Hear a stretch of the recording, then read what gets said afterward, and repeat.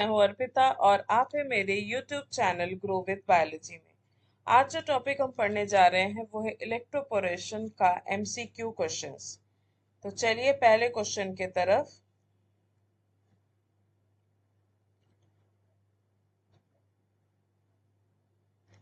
तो first question है, what is electroporation? Electroporation क्या है? A method to introduce DNA into cells using electric pulses, एक staining technique और DNA सीक्वेंसिंग मेथड या centrifugation method.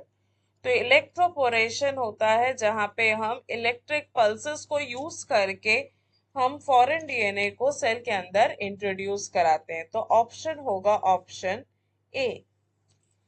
Electroporation create temporary pores in the electroporation temporary pores कहाँ पे बनाता है? सेल मेम्ब्रेन पे, न्यूक्लियस, गोल्जी या राइबोसोम्स पे। तो इलेक्ट्रोपोरेशन होता है सेल मेम्ब्रेन के थ्रू, तो पोर्स बनाता है वो सेल मेम्ब्रेन में।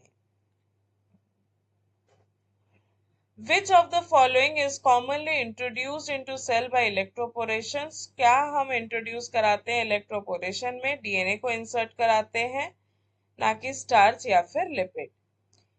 Question number 4, electroporation is widely used in genetic engineering. Options बाकी इररिलेवेंट है, पर बेसिकली इलेक्ट्रोपोरेशन एक टेक्निक है जहां पे हम DNA के साथ काम करते हैं। तो जब भी आप DNA को लेके काम करेंगे तो वो जेनेटिक इंजीनियरिंग में ही आता है। Electric pulses in electroporation causes membrane permeability, cell wall formation, protein digestion या ATP सिंथेसिस। तो इलेक्ट्रिक पल्स जब हम इलेक्ट्रोपोरेशन में कॉज करवा रहे हैं तो इलेक्ट्रिक पल्स के कारण मेम्ब्रेन में पोर्स बन जाता है और ये मेम्ब्रेन की फ्लेक्सिबिलिटी या परमेबिलिटी को बढ़ा देता है। तो इसलिए होगा ऑप्शन ए।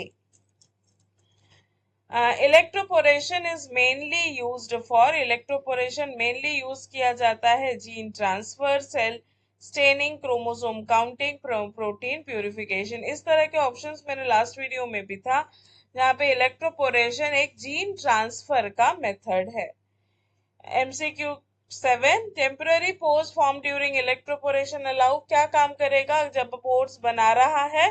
तो पोर्स हेल्प करेगा कि फॉरेन DNA मटेरियल जो उसके आसपास में है उसको सेल के अंदर इंसर्ट करने में हेल्प करेगा। तो आंसर होगा entry of foreign molecules.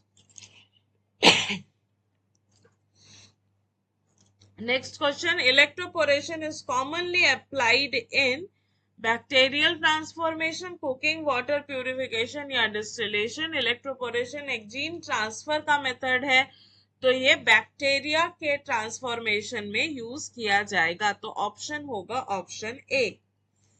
Which cells can undergo electroporation? कौन से सेल्स में इलेक्ट्रोपोरेशन हो सकता है? प्रोकैरियोटिक, यूकैरियोटिक, दोनों में, plant cells, bacterial cells, fungal sales. तो दोनों में पॉसिबल है, तो ऑप्शन होगा option A.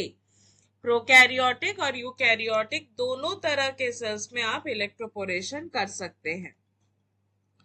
The membrane returns to normal after, जब मेम्ब्रेन की हम इलेक्ट्रिक पल्सेस से ट्रीटमेंट कराते हैं तो फिर मेम्ब्रेन का परमेबिलिटी बढ़ जाता है, पर जैसे ही आप इलेक्ट्रिक पल्सेस को स्टॉप कर दो तो उसकी परमेबिलिटी बंद हो जाती है या परमेबिलिटी कम हो जाती है। तो मेम्ब्रेन जो है वो नॉर्मल कब होगा? जब आप इलेक्ट्रिक पल्सेस को बंद कर दो।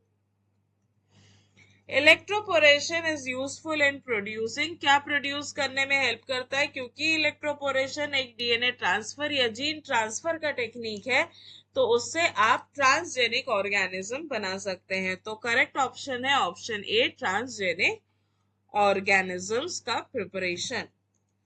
Electroporation helps in delivery of, किस लिए काम करता है? ड्रग या वैक्सीन का डिलीवरी, मिनरल, ऑक्सीजन, क्लोरोफिल। तो ये सबसे बेस्ट काम करता है for drug and vaccine delivery. Targeted organs में जाके, टारगेटेड सेल्स को में जाके अपना उसका इंसर्ट हो सकता है। इरिवर्सिबल इलेक्ट्रोपोरेशन, इरिवर्सिबल इलेक्ट्रोपोरेशन मतलब जिसमें पोर्स बनने के बाद वापस पोर्स बंद नहीं हुए, मतलब सेल परमिएबिलिटी वैसी की वैसी रह गई, एक्स्ट्रा परमिएबल सेल्स बन गए। तो उस केस में क्या होगा, अगर मान लीजिए पोर्स ओपन है तो सेल के अंदर का कंटेंट बार बार बाहर भी जा सकता है। जैसे डीएनए अंदर आ सकता है वैसे सेल के अंदर का मटेरियल भी बाहर जा सकता है। इसीलिए हमको हर वक्त पोर्स को वापस क्लोज करना पड़ रहा है पल्स को हटा के। पर अगर ये पॉसिबल नहीं है तो सेल डेथ हो जाएगा, क्योंकि अंदर का कंटेंट सेल से बाहर चले जाएंगे। Which instrument is important for electroporation? Electroporation बनाने के लिए या करने के लिए आपको जो इंस्ट्रूमेंट लगता है दैट इज इलेक्ट्रोपोरेटर। इलेक्ट्रोपोरेटर एक इलेक्ट्रिक डिवाइस है जो कि मेरे वीडियो में, डिटेल वीडियो में उसका इंस्ट्रूमेंट दिया हुआ है, उसका आई लिंक बटन दिया हुआ है, दे देती हूँ मैं इसके साथ, तो आप उसको देख लीजिए कि क्या इसमें कंसेप्ट है। उस इलेक्ट्रोपोरेटर के अंदर आप अपना सब्सटेंस रख दीजिए तो पोर साइज उसकी बढ़ जाएगी जब आप इलेक्ट्रिक पल्सेस देंगे। Electroporation is considered as a physical method of gene transfer, chemical, biological या स्टेनिंग मेथड। तो ये एक फिजिकल मेथड है क्योंकि इसको आपको बैठ के इसको करना होगा। ये कोई केमिकल डाल के छोड़ देने वाले मेथड्स नहीं है, इसमें आपको फिजिकली बैठ के उसमें एंट्री करनी होगी और उसके बाद उसको स्पेसिफिक टाइम ड्यूरेशन के लिए इलेक्ट्रिक पल्स देना होगा, वापस उसको रिट्राइव करना होगा ताकि पोर्स वापस से बंद हो सके। DNA vaccines can be delivered using electroporation. One advantage of electroporation is, कौन सा advantages है? पहला है high efficiency of gene transfer, no equipment required, low accuracy, permanent pore formation. तो high efficiency of gene transfer ये तो correct option है ही। No equipment required ये गलत है क्योंकि आपको इलेक्ट्रोपोरेटर चाहिए। लो एक्यूरेसी क्योंकि ये एक्यूरेट होता है, और परमानेंट पोर फॉर्मेशन, अगर परमानेंट पोर बन जाएगा तो सेल डेथ हो जाएगा। तो एडवांटेज में आएगा कि electroporation high efficiency of gene transfer method है। वन लिमिटेशन ऑफ इलेक्ट्रोपोरेशन, कौन सा लिमिटेशन है कि डीएनए डैमेज जो है वो हो सकता है हाई वोल्टेज पे। जैसे हम हाई वोल्टेज पे लेके जाते हैं तो डीएनए तुरंत डैमेज हो सकता है अगर काफी सेंसिटिव सेल्स है तो। नो जीन ट्रांसफर ऑप्शन गलत है। नो पोर फॉर्मेशन, इलेक्ट्रोपोरेशन तो पोर फॉर्मेशन के लिए कर रहे हैं तो ये भी गलत है, और लो परमिएबिलिटी भी गलत ऑप्शन है। नेक्स्ट आते हैं electroporation is important in. Electroporation important किसके लिए है? Gene therapy, respiration, transpiration, nitrogen fixation. तो आप जीन थेरेपी आप इससे कर सकते हैं थ्रू इलेक्ट्रोपोरेशन। जो करेक्ट डीएनए है उस जीन को आप उस सेल के अंदर इंट्रोड्यूस करा सकते हैं।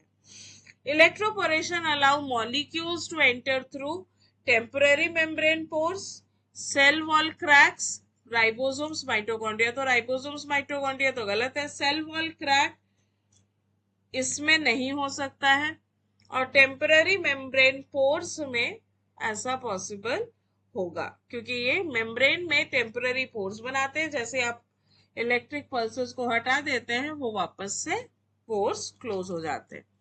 तो ये थे इलेक्ट्रोपोरेशन के ऊपर 20 MCQs। कॉपीज में इसको नोट कर लीजिए ताकि आप इसको वापस से रिवाइज कर सके। यहाँ तक बने रहने के लिए धन्यवाद। आगे जो भी टॉपिक आप देखना चाहते हैं, जिस पे आपको वीडियो चाहिए, उस टॉपिक्स को आप बिल्कुल कमेंट्स में लिख दीजिए। मैं कोशिश करूंगी जल्द से जल्द आप तक उस वीडियो को लेके पहुंच सकूं। Thank you and happy studying.